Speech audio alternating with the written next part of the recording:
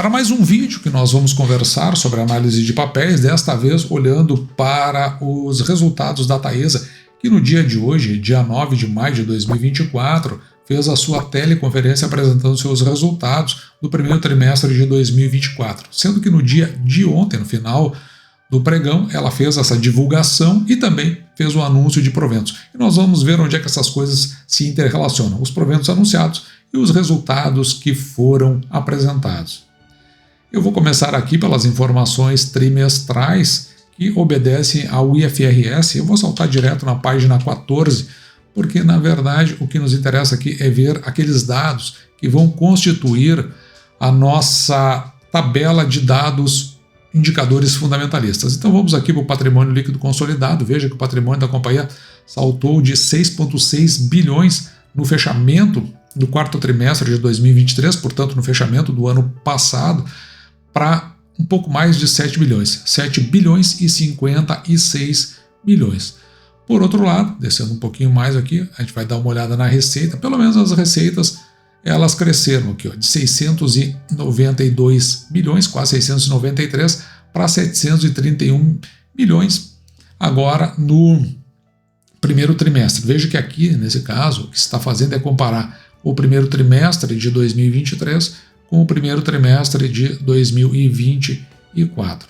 E aqui embaixo, aquilo que eu tinha colocado no início do vídeo, veja que o lucro líquido ele cai, ele foi de 386 milhões aproximadamente no primeiro trimestre de 2023 e caiu aqui para 334 milhões. Lembrando que esse lucro líquido consolidado do período, ou seja, do primeiro trimestre que nós estamos considerando, ele obedece o IFRS, que são as demonstrações financeiras segundo os padrões internacionais.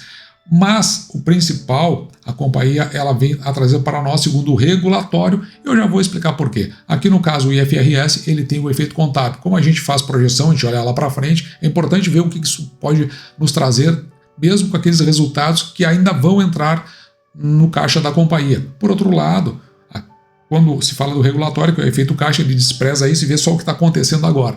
Então serve apenas para questões muito locais, principalmente para fins de pagamento de proventos.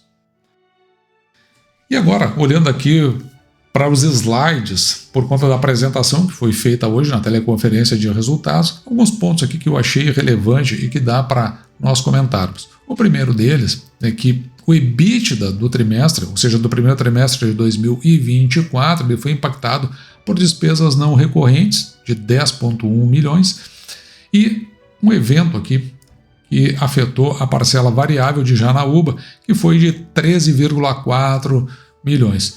O EBITDA, se não fossem esses eventos, aí ficaria aqui, ó, em 504 milhões e a margem EBITDA em 85,1%.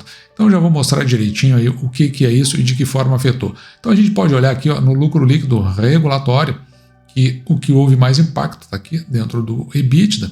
Então ele mostra aqui como isso aconteceu, mas o fato é que no regulatório o lucro líquido ele cai aqui de 215 milhões para 193, então ele tem uma queda de 10,3%. Olhando aqui um pouquinho mais para baixo, é que é onde a gente vai ver o EBITDA regulatório e a forma como ele foi afetado. Lembra que eu falei da parcela variável, que são esses 13,4 milhões, e mais aqui, ó, no OPEX, que ele teve esse impacto de 10 milhões, que são despesas não recorrentes. Então, quando você olha para cá, o EBITDA ele tem uma queda de 7%, um pouco mais de 7%. Se não fosse esses dois efeitos, segundo a companhia, então o que teria acontecido? O EBITDA teria sido de 507 milhões e, como eu mostrei agora há pouco, né, a margem EBITDA em 85,1%, ainda que mostra aqui ela caindo em relação ao primeiro trimestre de 2024. Lembrando que aqui nós estamos olhando quando eles são ajustados, ou seja, quando se tira aquelas partes não recorrentes. Já o lucro líquido, IFRS, que nós vimos agora há pouco, então ele cai aqui, 386 milhões para 374, como nós vimos agora há pouco, uma queda de 3,3 milhões. E também, se você olhar aqui para esse lado, vai ver que tiveram os mesmos impactos. No entanto, nós nem vamos considerar isso para fins de fazer as nossas projeções. Vamos deixar como existentes essas parcelas, ou melhor, esses eventos não recorrentes, porque na realidade não vai alterar muito na forma como nós vamos enxergar o resultado no final. Importante, você que tem Taesa, gosta da Taesa, olhar os projetos da companhia que estão em construção, lembrando que aqui no canal a gente sempre considera, né, em primeiro lugar, o cenário. Olhamos para o cenário, depois os projetos da companhia, depois é que nós vamos olhar os indicadores, aqueles indicadores fundamentalistas que nós vemos lá no final.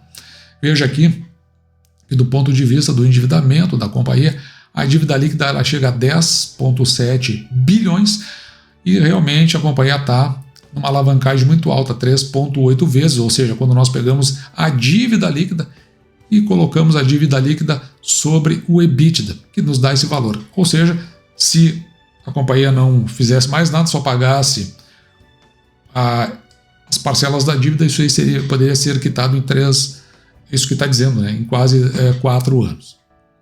O custo da dívida da companhia, ela vem reajustando, ou melhor, realinhando sua dívida, prolongando e colocando outros indicadores. Ela está aqui ó, no custo real da dívida em 4,95%. O que significa o custo real? É porque você pega o que a taxa que eles estão utilizando menos a inflação. O caixa da companhia ele está aqui ó, em 1,5 bi. E talvez aqui neste quadro, a parte mais importante para os acionistas é olhar que a companhia está tomando umas decisões, vai levar para a Assembleia, mas veja que ela começa a utilizar para a base de distribuição de proventos o regulatório, aquele que eu mostrei agora há pouco que tem efeito caixa. Então, a ideia da companhia é levar em consideração o lucro líquido regulatório. Para este ano de 2024, aqui especificamente para o ano de 2024, a companhia vai pagar no mínimo 75% do lucro líquido regulatório. A partir do ano que vem, isso porque ela quer se desalavancar também, né? A partir de 2025, então vai passar a ser de 90% a 100% do lucro líquido regulatório. Se nós considerarmos o IFRS, que é o que nós utilizamos para as nossas tabelas dos indicadores fundamentalistas, vai ser o que está previsto no estatuto, que é de no mínimo 50% do lucro líquido IFRS. Que até para mim tem um outro sentido, pelo menos da forma como eu gosto de enxergar isso. Depois houve a parte de perguntas e respostas, que eu não vou entrar no mérito aqui, porque mais ou menos ficou no entorno disso, e se você tem alguma dúvida maior, eu sugiro que assista essa parte. Foi um bate-bola, um bate-papo bastante interessante com aqueles que assistiram. E ainda no dia de ontem, 8 de maio, a companhia acabou por informar o pagamento de proventos através desse aviso aos acionistas. E veja que a companhia vai utilizar estas demonstrações financeiras intermediárias que nós acabamos de levantar, referente aqui ao fechamento do primeiro trimestre, e pagará a título de JCP. O valor aqui de 144, quase 145 milhões. No caso aqui, nós temos ações ordinárias da companhia, pagará 14 centavos. Quem tiver o unit vai receber 42 centavos, porque a companhia ela tem uma ordinária e 2 preferenciais para fazer essa composição, mas ela sempre paga o mesmo para todas as ações. Esse pagamento ele vai ocorrer aqui no dia 27 de junho de 2024, quem tiver a posição acionária no dia 13 de maio de 2024. Como hoje é dia 9, ainda tem pelo menos aí alguns dias pela frente. E já registramos esses proventos aqui para o mês de junho, então minha título de JCP vai arredondar para nossa carteira aqui aproximadamente R$ 1.180. E assim, montando a nossa tabela de indicadores fundamentalistas, nós tínhamos uma projeção de receita lá no início do ano de 2024, com base no exercício passado, de 3,5 bi, ficamos em 2,9 por conta do resultado apresentado até agora, mas ele tende a evoluir ao longo do ano. Veja que no caso, o lucro líquido 1,4 bi, então estão mais ou menos em linha com o que a gente está vendo. A nossa projeção, o que tem aí, é de que a companhia vem a pagar R$ 1,06. Até o presente momento já pagou, eu estava fazendo os cálculos, em torno de 67 centavos por ação. Então está indo mais ou menos nessa linha. Eu não mencionei isso, mas na apresentação que foi feita, a companhia afirmou que continuará fazendo pagamentos trimestrais. Então, ela está fazendo o primeiro, tem ainda o segundo, o terceiro e o quarto trimestre. Vamos ver se paga ainda dentro do ano, indicando que ela está indo nessa direção aí do R$ 1,06, talvez até supere um pouquinho neste exercício. Eu estou considerando aqui um payout de 73,4, que foi o mesmo payout do exercício passado. Quando olhamos aqui para o patrimônio líquido da companhia, chegou a 7, veja que ele cresce um pouco mais de 5,5% em relação ao que tinha no fechamento do ano passado. Com isso, o preço da ação dividido pelo valor patrimonial por ação em 1,69, quando está entre 1 e 2, a gente considera que ela não está nem caro nem barato, e o risco aí é um risco mediano de investir na companhia. E o preço da ação dividido pelo lucro líquido por ação em 7,95 significa que em quase 8 anos você recebe de volta, pagando o preço atual da ação, que está em R$ 11,51, em função do lucro líquido, não é em função dos proventos.